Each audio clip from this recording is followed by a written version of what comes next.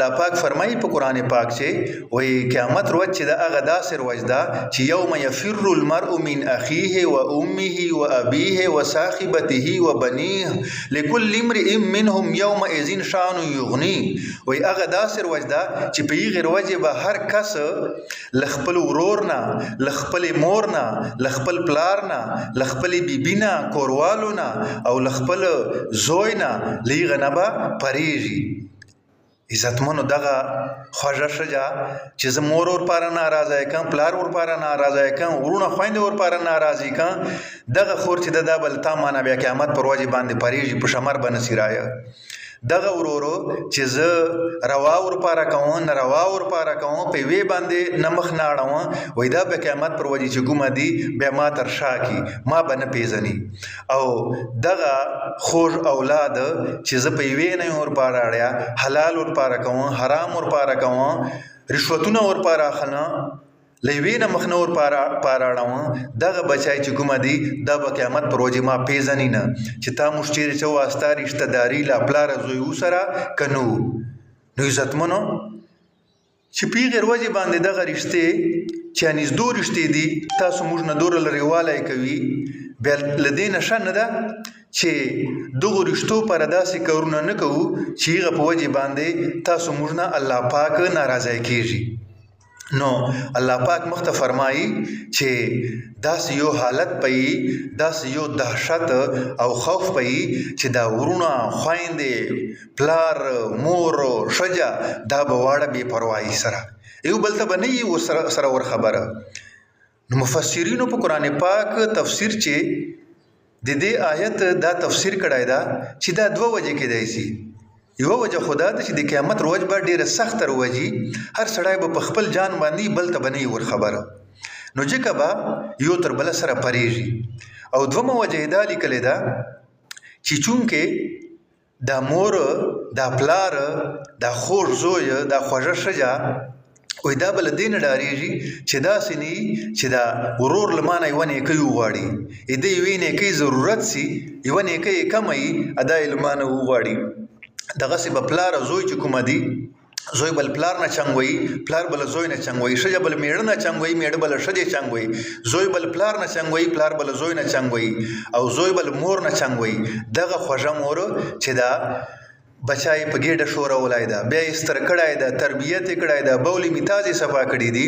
دغه بچای به نن مور وکه ویره کړي، وایي داسې نه چې ما نه چېرې یوه نیکۍ وغواړي. نبی علیہ السلام فرمایي وي قیامت پر ورځې به یو کس نو ده واله میزان تله به د دپاره چېږدوله سي، د نیک او بد اعمال چې دي هغه به وتلل سي. نو یې بدیو تله به یې درنوي، نیکیو تله به یې هلکوي، په یوې نیکۍ باندې به کیسه سره ولاړوي، د واله به یوه نیکي کموي، که د یوه نیکي یې پوره سله بیا یې د واله بیړه پار ده، الله پاک به دی بیا جنت ته داخلوي.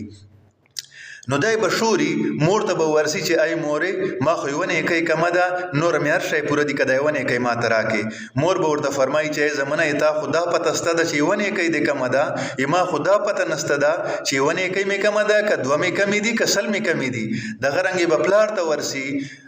زوی ته به ورسي، ورور ته به ورسي، کوروالو ته به ورسي، خپلو رشته دارانو ته به ورسي، ملګرو ته به ورسي، خو دا واړه به انکار ورته وکړي چې نن ورځ موږ تا ته هېڅ قسم قرباني نسو کولی، لحاظه ته چې کومه دي خپل کار کوه. وایي دی به پریشان غمجن ناامیده چیني، مایوسه به سي. نو یو کس په تېرېږي وایي ولې مایوسه یې؟ نو دی به ورته فرمایي چې یوه نیکۍ مې کمه ده، نوره مې الله پاک بیړه پار کوي، جنت ته مې داخلوي. نو یو کس په صرف یوه نیکۍ هغه به ورته وفرمایي وایي دا ما ولا یوه نیکۍ چې ده دا ته واخله، ولې چې د تا خو یوه نیکۍ کمه ده، یوې نیکۍ په وجې باندې دې کیسه ولاړه ده، او ما خو چې کومه دي صرف دا یوه نیکۍ در سره، نو ما به دا یوه نیکۍ چې په شمر باندې سي. نو الله پاک ته به دا کس ورسي ورته به فرمایي چې یا الله ما خو هغه نیکۍ ورمنده کړه. الله پاک ورته وفرمایي وایي ټیک ته تا والا بیړه پار سله، ته جنت ته داخلېږه، خو ما ته دا ووایي چې دا نیکۍ تا ته چا درکړه، باوجود د دې چې الله پاک ته به علم وي خو ده نه به دا پوښتنه کوي. نو دی به ورته وفرمایي چې یا الله دغسې یو کس و هغه وویله چې ما والا خو یوه نیکۍ کمه دغه یوه نیکۍ ده چې تا یوه نیکۍ کمه ده، جنت ته داخلېدا لار دې نسته ده، نو ما به په دا یوې نیکۍ څه شمر وسي، دا یو نیکی ته واخله. نو الله پاک ورته وفرمایي چې هغه بنده ما ته وغواړه. نو هغه بنده به ورځي ورته به وایي چې دا قرباني تا ورکړې وه. نو دا بنده به ورته فرمایي چې یا الله بالکل دا یو نیکی ما سره وه دا ما ورکړه. نو الله پاک ورته وفرمایي چې ای بنده ته له ما نه غیرتي نه یې، له ټولو غیرتینو نه زه غټ غیرتي یم. نو تا چې دوره غټ غیرت وکړه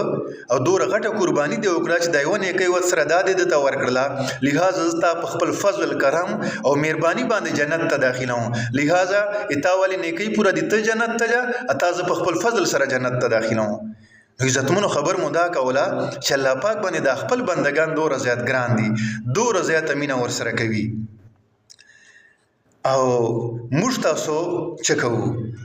چې سبا اور نه ونچا تر بیګه اوره پورې داسې یو عمل تاسو موږ نه نسی پاته چې پیغه باندې تاسو موږ الله پاک نه ناراضه کړای.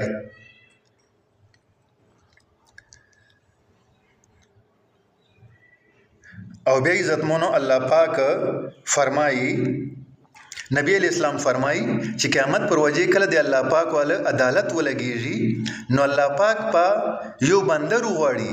او کله چې دا بنده الله پاک خپل مخ ته ودروي حساب کتاب د پاره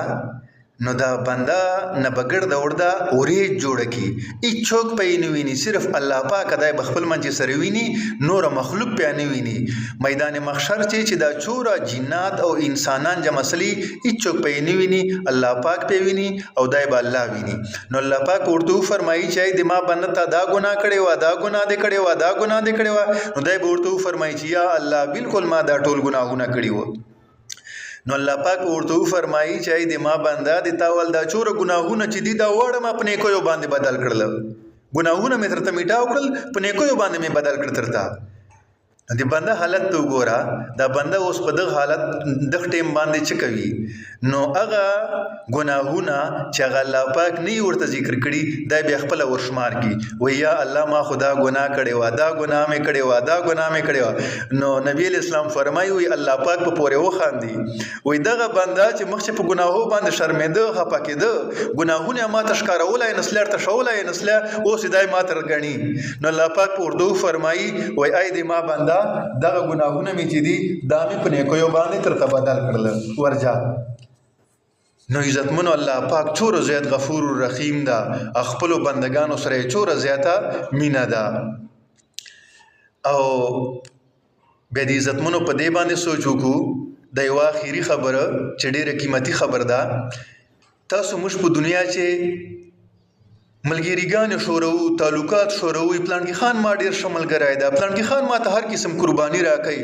زکه ورته وایم چې دا شپه د بدای وای شپه دا ورته وایم چې دا رواج دا بدای وای رواج دا ما د پاره هر قرباني ته دای تیار ده. نعوذ بالله دای ما د پاره مړای کوي که ورته وایم چې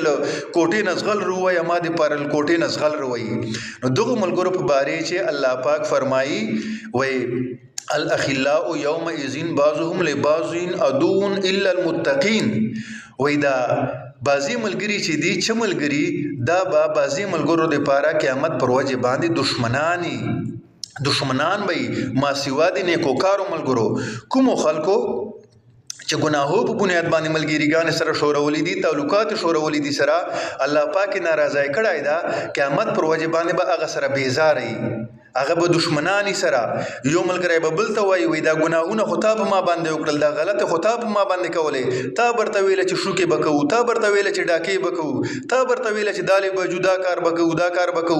ډولو ته بجو دبلو یو باجو ته بجو نن پلان کې ځای تماشې دي نن پلان کې ځای لندارې دي جوبا دا کارونه خو تار باندې کول. نو دوه دشمنانی سره او پات اصل نیکوکار خلک متقیان خلک دی الله پاک فرما بردار خلک چې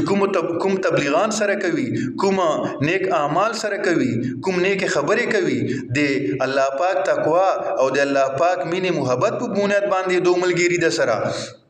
نو دا کسان به چې کومه دي په خپل ملګری باندې افسوس نه کوي، دو به چې کومه دي خوشحالي او وایي به چې الحمدلله چې موږ